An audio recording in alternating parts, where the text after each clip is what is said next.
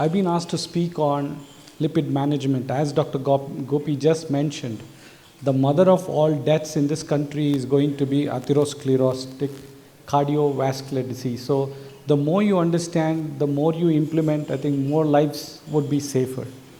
So Dr. Gopi very lucidly emphasized that the lipids in the blood, mainly the LDL cholesterol, is going to go seep under the intima of the vessel and start accumulating there, and we need to reduce that.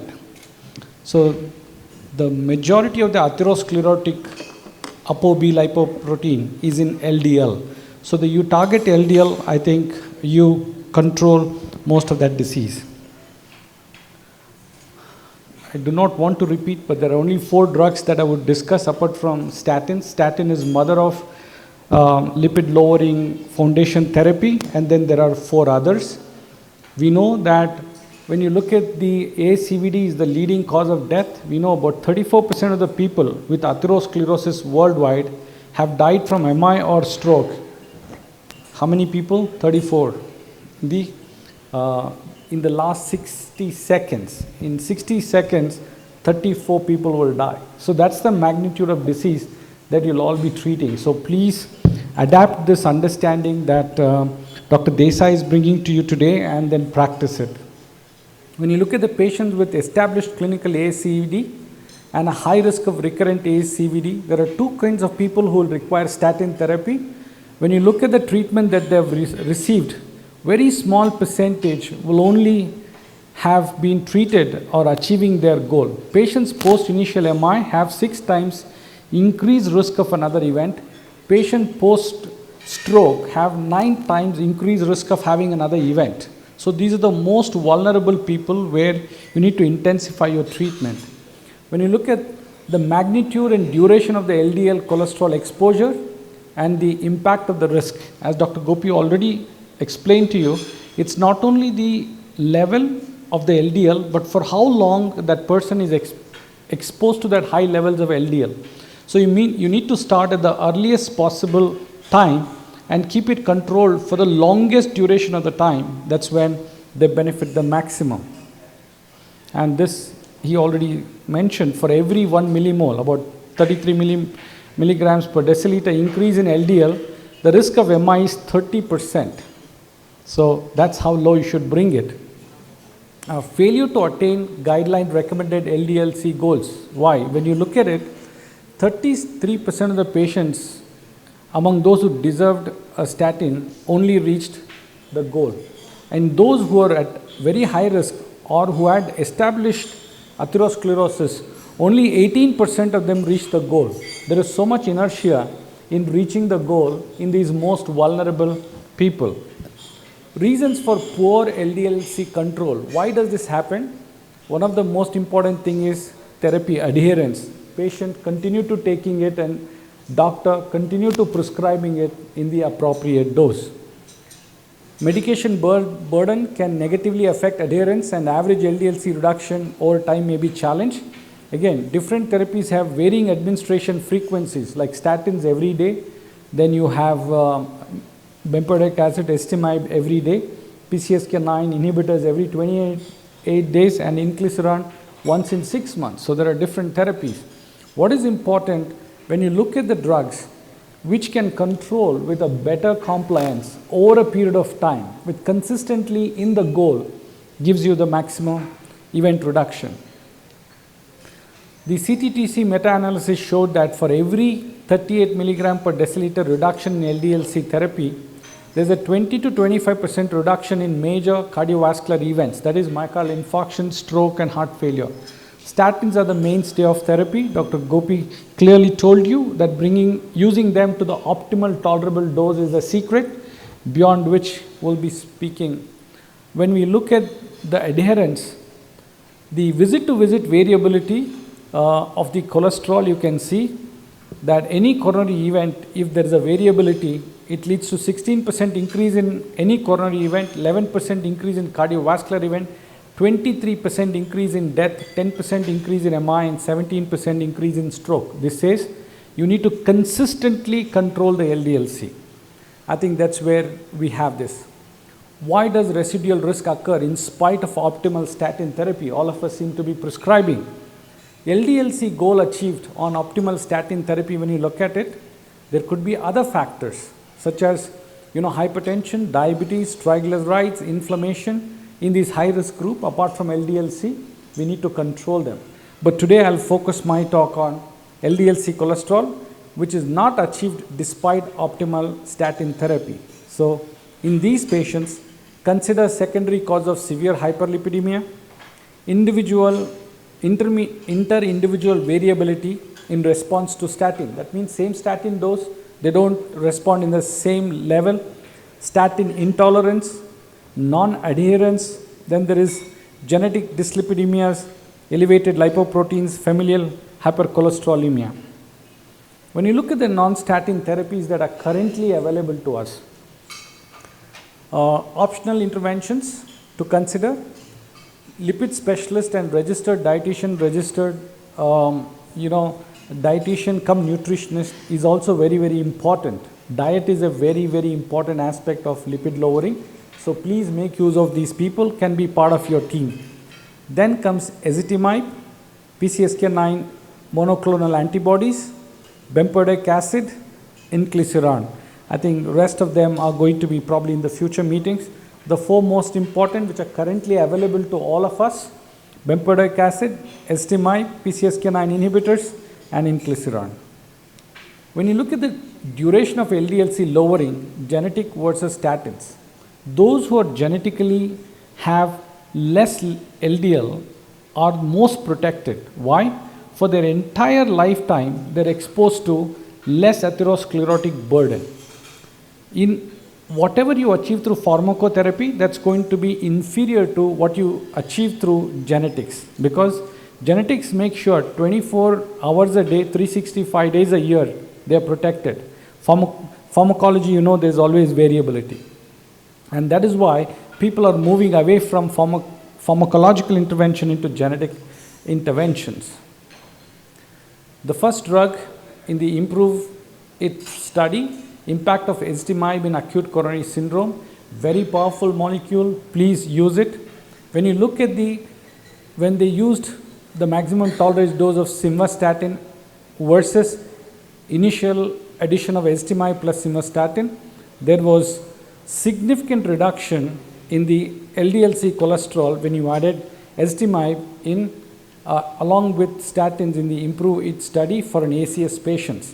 When you look at the relative risk reduction that happened, there was a 1.4 millimole reduction that happened with the LDL-C. But looking at the cardiovascular events, myocardial infarction, stroke, there was 16% reduction that happened with ezetimibe over a period of 7 years. The separation started happening 2 years from the onset, but there was a progressive benefit. So today, any patient of ACS should be discharged with a maximally tolerated statin along with ezetimibe. That's the understanding that this has brought. And then you also have to identify who are these patients where you need non-statin therapy. Identifying patients most likely to benefit from non-statin, learning from the IMPROVE-IT study. When they looked at these 9 variables, if along with the atherosclerotic disease, if there is heart failure, hypertension, age more than 75 years, diabetes, prior stroke, prior CABG, prior peripheral arterial disease, CKD with eGFR of less than 60, smoking. When you look at these 9 variables, if people had, apart from atherosclerosis, 0 or 1 of these variables, there is no additional benefit of any of these 4 therapies. But when you look at 2, again, there is a minor benefit, but there is hardly anything. But once there are 3 or more factors along with atherosclerosis, there is a significant reduction. Absolute risk reduction is 6.3, and you need a very few numbers to treat to benefit. That means these 9, I'm sure, in this study, in the IMPROVE-IT, the average associated risk factors number was about 3.5. So in most of our practice, we'll be seeing that kind of a patient. So statin with ezetimibe is the way to go in the beginning. Next comes the bempedoic acid, which is mechanism of action. When you look at it, it again works like a statin, but much higher up in the pathway. It's converted to the coenzyme A conjugated bempedoic acid, the active form only in the liver. It's actually a prodrug which gets into the body and gets converted to active metabolite. HMG-CoA, sorry, I'm not able to get my light. HMG-CoA inhibitor is the statin, but this acts above that at ACL level, that is ATP citrate lyase level. It acts just like a statin, but only difference is there is no ACL in muscle, it's only in the liver. So action of bempedoic acid is similar to statin, but restricted only to the liver. Bempedoic acid acts the same cholesterol biosynthesis pathway as statin. Bempedoic acid targets ATP citrate lyase, an enzyme upstream of HMG-CoA reductase, upregulates LDL receptors and lowers LDL-C levels. For your understanding, LDL is produced in the liver, gets into the blood circulation, and eventually the circulating LDL comes back to hepatocytes. On the surface of the hepatocytes are the receptor called LDL receptors, which capture this LDL and internalize into the cytoplasm, where this is recirculated. The lesser the number of LDL receptors, the blood level of LDL is going to be higher. So you need to have maximum LDL receptors to have minimum circulating LDL levels. So looking at the clear outcome study, it clearly demonstrated that 15 to 25% LDL-C reduction on the background of statin, higher the LDL-C reduction in patients not on statin. If you give bempedoic acid alone, there is about 18% reduction in the LDL. If you give if you give bempedoic acid alone, it's about 25%. Bempedoic acid and statin about 18%. And if you give bempedoic acid and ezetimibe, there's up to 40% reduction in LDL-C that happens. Combination of bempedoic and ezetimibe has got the maximum reduction. No active muscle interaction. Now we come to the antibody. That means we move to the PCSK9 antibodies. PCSK9 is the enzyme which breaks down the LDL-C receptor, which is there on the surface of the liver molecules, hepatocytes. These LDL-C receptors attach the circulating LDL and get it internalized and reduce the circulating LDL-C levels. This PCSK9 inhibitor breaks down this LDL-C receptors, which leads to increased LDL-C in the blood. If you have a drug which prevents the breaking down of LDL-C receptor, you are going to have more LDL-C receptors which will internalize the circulating LDL and less atherosclerosis. That's where they came up with a monoclonal antibody which will go and bind to this PCSK9, which is supposed to break down the LDL-C receptor. And when you use this drug, it was used in the Fourier trial, LDL-C levels of 70 or more and non-HDL-C of more than 100. Either they gave evolocumab 150 milligrams subcutaneously once every 2 weeks or 420 milligrams once a month. When you looked at the 26 months, what did you see? The LDL-C reduction was significant. It was about 60% reduction that happened in the LDL-C levels. And when you look at the event reduction, the primary endpoints were reduced by 15%. That is cardiovascular death, myocardial infarction, stroke were reduced by 15%. And the secondary endpoints of cardiovascular death, MI and stroke were further reduced by 20%. So that means to say it not only reduced LDL-C cholesterol, also reduced major cardiovascular endpoints. Again, who benefited the most? The ones who had significant vascular atherosclerosis. The one with peripheral arterial disease had 4%, 3.5% absolute risk reduction, and those who did not have peripheral arterial disease had 1.4 absolute risk reduction. That was the magnitude of reduction that happened. Now let's go to the last two. That is the combination. As I told you, there is a moderate intensity. The last drug in this group is the inclisiran.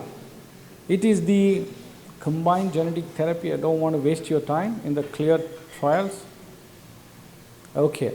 How do you treat the 2019 goal attainment in patient, the established ASCVD? When you look at it, the low intensity statin monotherapy, 19% reduction, moderate intensity statin therapy, about 35% reduction, high intensity, 45% reduction, ezetimibe combination, 54% reduction in LDL, PCSK9 inhibitor, 67% reduction in LDL, and all others put together, if you just leave them on lipid lowering, only 15%.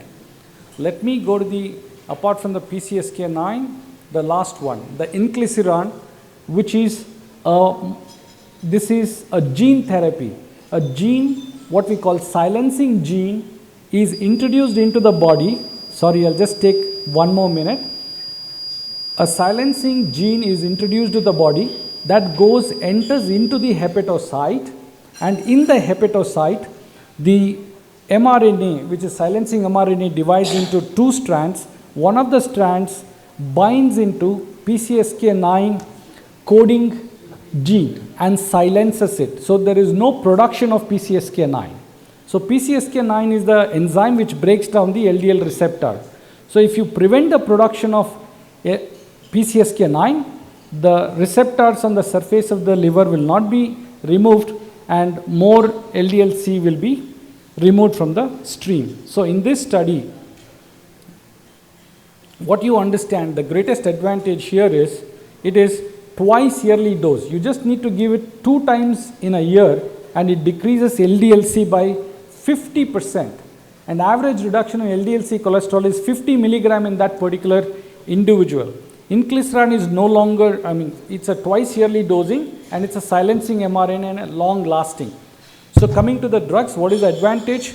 If you're giving statin, you have to give 365 days a year. There's going to be compliance issue always. If you're giving PCSK9, means statin, ezetimibe, bempedoic acid, all to be given every day. PCSK9 inhibitor, 26 injections per year. Inclisiran, just 2 injections per year. So as I said, 52% reduction in LDL. I think I would conclude here. These are the 4 drugs you must remember apart from statin.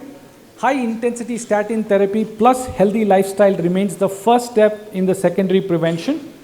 2018 AHA-ACC multi-society cholesterol guidelines identify a very high risk ASCVD group among secondary prevention group of patients, and these very high risk ASCVD patients have the highest absolute event rates and consequently require highest absolute risk